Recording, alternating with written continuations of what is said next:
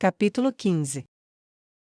Nua xingou baixinho enquanto se dirigia para os banhos. Tanta privacidade! Ela resmungou e, inconscientemente, estendeu a mão para trás para tocar as costas, depois se moveu para apertar o Rob já dolorosamente apertado, só para descobrir que não conseguia apertar mais. Ela olhou por cima do ombro, de volta para o quarto onde a professora estava. Ela apertou meu Rob. Ninguém vai ver, mesmo assim, fez de propósito. Me manteve lá sabendo que eu queria tomar banho sozinha. Bem, eu agarrei aquele peito gigante dela, mas eu estava dormindo. Ela ainda usaria isso contra mim. Meu Deus, ainda bem que não falei assim em voz alta, onde ela pudesse ouvir. Nua riu de si mesma e, apesar da determinação férrea que se instalava no âmago de seu ser, sentiu um caloroso senso de bom humor enquanto ria de si mesma e de suas circunstâncias mais incomuns. Ela chegou ao banho sentindo-se profundamente à vontade e lá dentro encontrou o que esperava: macho e fêmea, elfo e humano, meio-elfo e demônio-elfo e muito mais, todos os tipos de acasalamentos e cópulas imagináveis nos bancos e alcovas, com apenas o vapor e a água ondulante para esconder cada ato íntimo. O vapor havia se tornado denso no ar enquanto ela tentava ignorar tudo para encontrar um espaço para simplesmente se lavar. Ela avistou uma coleira de bronze no canto do olho e sentiu a mão esquerda se tensionar. Serpentear entre a carne das elites licenciosas provou ser simples. Seu hobby ainda vestido indicava que ela só queria estar limpa antes de começar o que quer que ocupasse seu dia, mas de um rosto familiar, masculino e feminino, acenava para ela ou a convidava para se juntar a eles, mas ela exibia apenas um sorriso agradável e encorajador ao mergulhar em uma pequena piscina redonda, isolada e vazia, em um canto. Definitivamente leva um tempo para se acostumar, pensou ela enquanto retirava a mão esquerda escondida do canto do hobby quando finalmente estava sob as águas. A água estava morna e o vapor era bem-vindo, mas o cheiro de sexo e luxúria e o som de gemidos, gritos e carne contra carne a forçaram a fechar os olhos, apesar de estar coberta. Supera isso, sua idiota, isso aqui não é como lá atrás, não é grande coisa. Ninguém na alta sociedade daqui se importa com esse tipo de orgia. É provável que até a propriedade se deleite com isso, porque vivem à beira da morte. Ela se repetia várias vezes enquanto tentava se convencer de que não deveria interferir. Foi o suficiente para fazê-la se apressar. Sua mão direita trabalhou rapidamente, pegando uma escova de limpeza e limpando qualquer resquício de suor, fedor ou sujeira de sua pele, e de alguma forma. Eu simplesmente não me sinto limpa. Juro que, depois que eu assumir o poder, vou mandar construir um banheiro particular para meu uso e somente meu. Ela conseguiu zombar de sua própria pudicícia ocidental o suficiente para se provocar durante o resto do ritual, então saiu o mais rápido que pôde, movendo-se com determinação em direção à saída e correndo de volta para seu quarto. Ela entrou rapidamente e encostou as costas na parede. Assim que entrou, ela tirou o hobby. Solution já havia separado as roupas para o dia, que incluíam sua armadura e sua faca. Ela segurou a lâmina com carinho e lançou um olhar furioso para Solution. Você me atrasou de propósito. O demônio riu. Sim, eu fiz. Você sabe o que isso faz comigo? Nua sussurrou com os olhos arregalados. Havia uns com coleira lá dentro, e eles estavam. Solution a segurou pelo pulso. Você tem coleiras aqui em cima? Ela rosnou. É melhor se acostumar com isso. Você é uma senhora agora, só pelo punhado que gastou. Você tem tantos escravos quanto um nobre médio. Não estou dizendo para você usá-los da mesma forma, mas os que você viu têm uma vida melhor do que os das minas. Não deixe que isso te domine. Agora fique quieta, aluna. Eu ia te vestir eu mesma, mas acho melhor te lembrar do que você é aqui. Solution foi até as gaiolas depois de pegar a chave de que precisava e, em pé entre as duas gaiolas, sacudiu-as com força, jogando as duas para dentro, para frente e para trás, contra as grades. Acordem, escravos, disparou Solution. Vocês dormiram além do horário de sua senhora acordar. Ela teve tempo de tomar um banho e subir aqui para se vestir, e aqui está você roncando. Ela está com raiva de você. Vá pedir perdão a ela. Os olhares alarmados e aterrorizados em seus rostos enquanto se viravam para encarar a saída enquanto Solution desfazia as fechaduras, puxava o coração de Nua, mas ela o esmagava e usava a máscara da ira. Ela colocou as mãos na cintura enquanto as mulheres aterrorizadas corriam para se colocar sob os olhos azul gelo e a seus pés. Desculpe. Desculpe. Desculpe. Kaiji implorou, levantando e abaixando a cabeça até o chão, aos seus pés. Seu coração batia forte como se estivesse tentando fugir do corpo enquanto as histórias terríveis de Solution voltavam à mente, e o rosto irado havia banido o toque gentil da noite anterior. Priscillis não conseguia nem falar, tudo o que ela conseguia fazer era chorar no chão e tremer. Presa pela insistência de Solution em sua ira, incapaz de contradizê-la, tudo o que Noah pôde fazer foi encará-la enquanto implorava por perdão. Por quanto tempo conseguirei continuar assim? Noah se perguntava enquanto sua professora a encarava, e ela retribuía o olhar. Kaiji lembrou-se da última vez em que seguraram um chicote, uma escrava desleixada e preguiçosa que roubara vinho e fora pega desmaiada de bêbado. Desculpe, senhora, desculpe, desculpe, eu simplesmente não consegui me conter.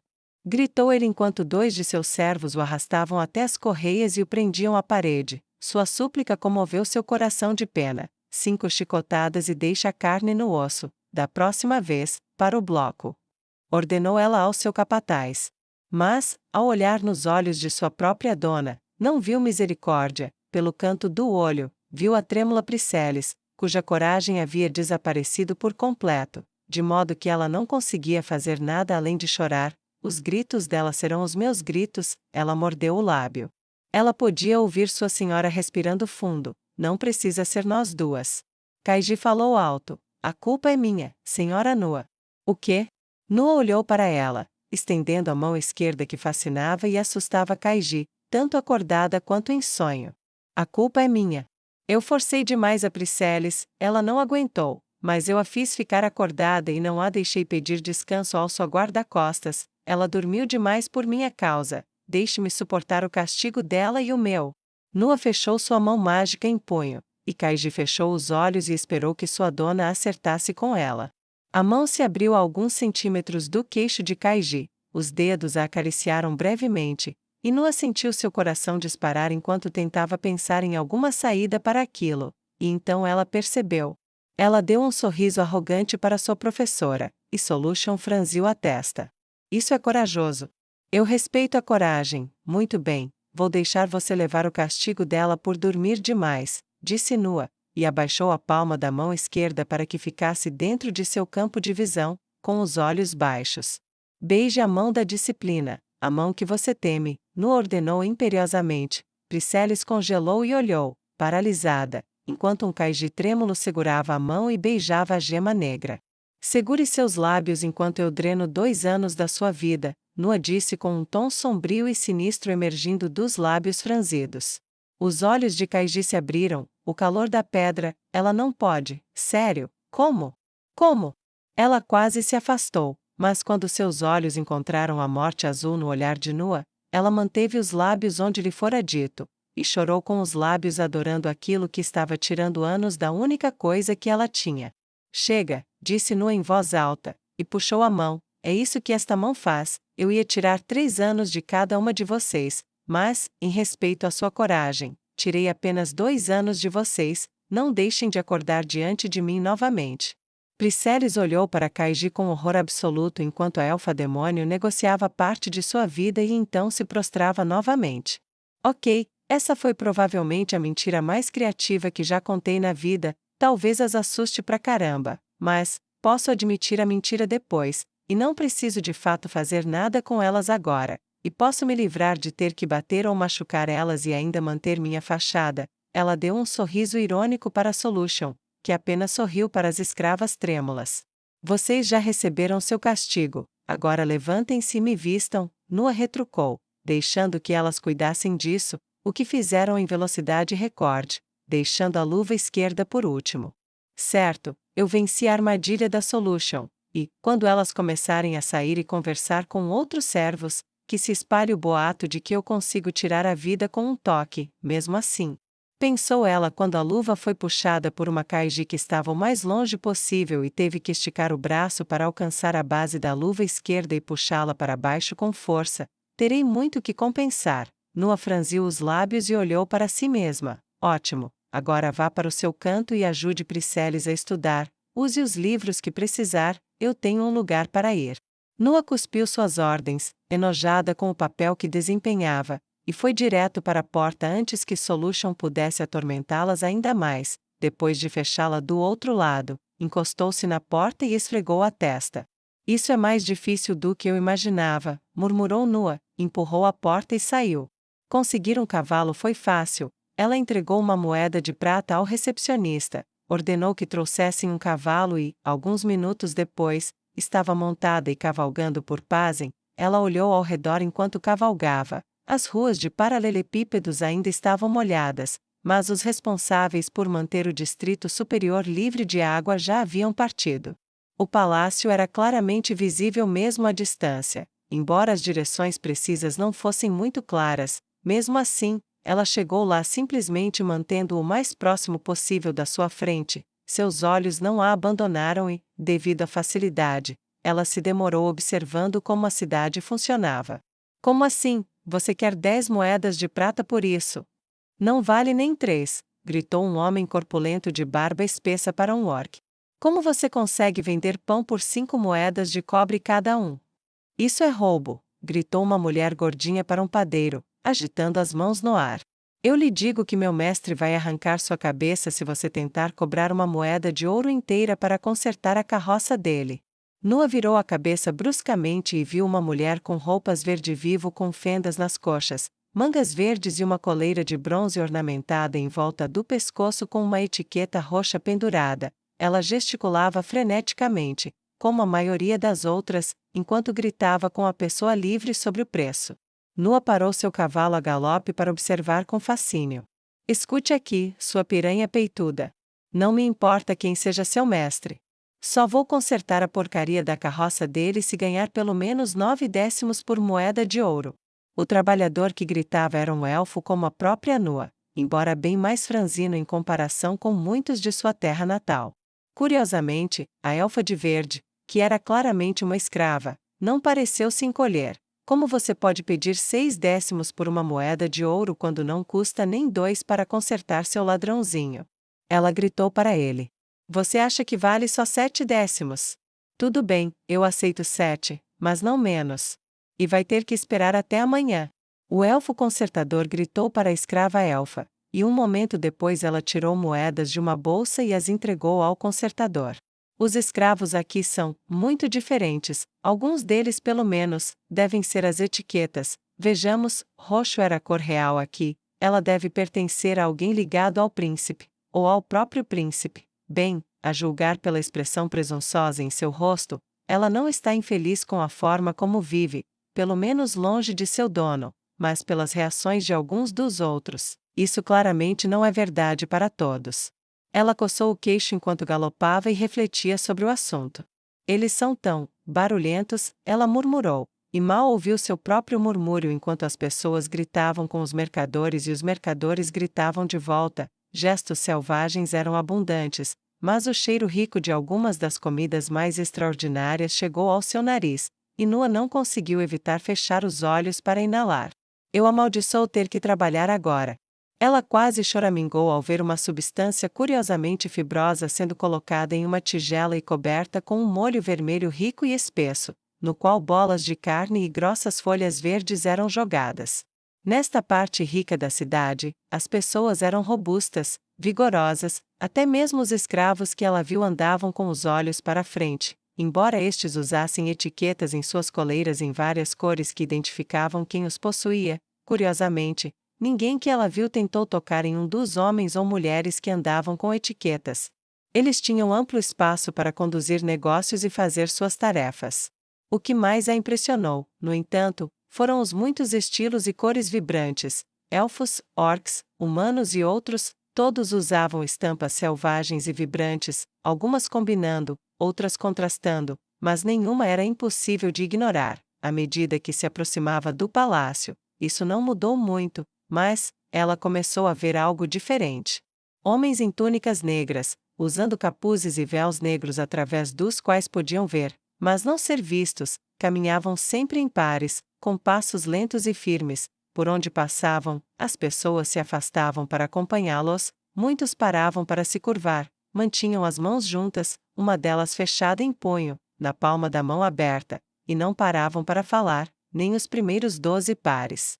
Demorou um pouco até que Noa percebesse algo diferente. Pararam em frente a uma loja e conversaram com o homem do lado de fora. Por causa do barulho, Noa não conseguiu entender as palavras, mas começou a gritar e a lamentar. Era um homem rechonchudo, para dizer o mínimo, e se encostou na parede, balançando a cabeça.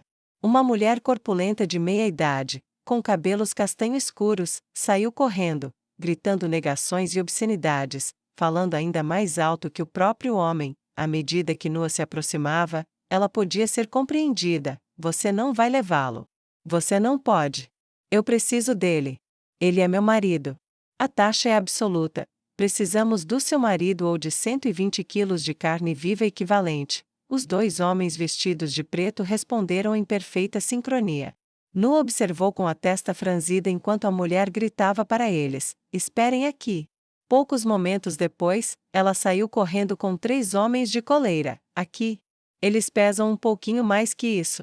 Espero que os Tlaumo se engasguem com eles, gritou ela, e agarrando a mão do marido, puxou-o para dentro e fechou a porta. O que aconteceu em seguida, Noa sabia que só poderia ser resultado de longa prática. Antes que os escravos pudessem entender direito o que estava acontecendo, os 2 homens sacaram pequenas bolsas e, puxando-os para a frente, golpearam-nos na nuca, fazendo-os cair inconscientes na pedra. Os 3 escravos caíram em um amontoado antes que sua confusão pudesse ser resolvida, mas para Noa. Meu Deus, o tributo! Eles estão coletando tributos Tlaumo. Isso mesmo, eles têm uma loteria aqui de cada distrito, mas os ricos podem doar um escravo em seu lugar, os comestrans, pobres coitados. Noa apertou as rédeas do cavalo e cerrou os dentes. Quando meu Deus vier buscar o triunvirato, ele os apagará deste mundo, e o Oriente o acolherá e adorará como seu libertador, ela proferiu enquanto olhava para o céu, incapaz de suportar a visão dos sacerdotes do tributo pegarem uma carroça e, depois de amarrarem as mãos e os pés dos 3 escravos, jogá-los dentro dela e seguirem seu caminho. Noa afastou o infeliz incidente da mente após um último pensamento. Se fosse a Salvadora Sombria, ela usaria seu poder para derrubar as autoridades, remodelar tudo, queimar ou inundar tudo em seu caminho e lançar uma cruzada daqui até a capital Tlaumo. Mas ela tem um temperamento e tanto, como não consigo fazer isso, devo ser pragmática. Além disso, não é como se eu não pudesse fazer mudanças quando estou no comando. Bem, uma coisa de cada vez, pensou Noa enquanto se aproximava do portão. O portão era tudo menos defensivo, era bastante ornamental. O palácio além dele parecia mais uma residência enorme, lembrando-a da grande e rica casa do cardeal Raymond, pedras intrincadas, jardins e fontes evidentes além das barras de ferro forjado, e uma grande bandeira roxa pendurada horizontalmente sobre a grande porta dupla de carvalho. Ela desmontou do cavalo quando chegou ao portão e o guarda, um homem vestido de aço, com armadura completa e carregando uma grande alabarda, estava em seu caminho. Capitã Noa Kalen Aivenor, aqui para ver o príncipe Rajen, ele está me esperando, disse Noa abruptamente enquanto caminhava confiantemente em sua direção, com os ombros erguidos. Ele não a deixou esperando, agarrou as rédeas do cavalo dela e gritou por cima do ombro para chamar o portão e uma escolta. Noa ignorou seu arco. Entre e seja bem-vinda, Capitã Aivenor, ele disse enquanto recuava em ângulo sem quebrar o arco.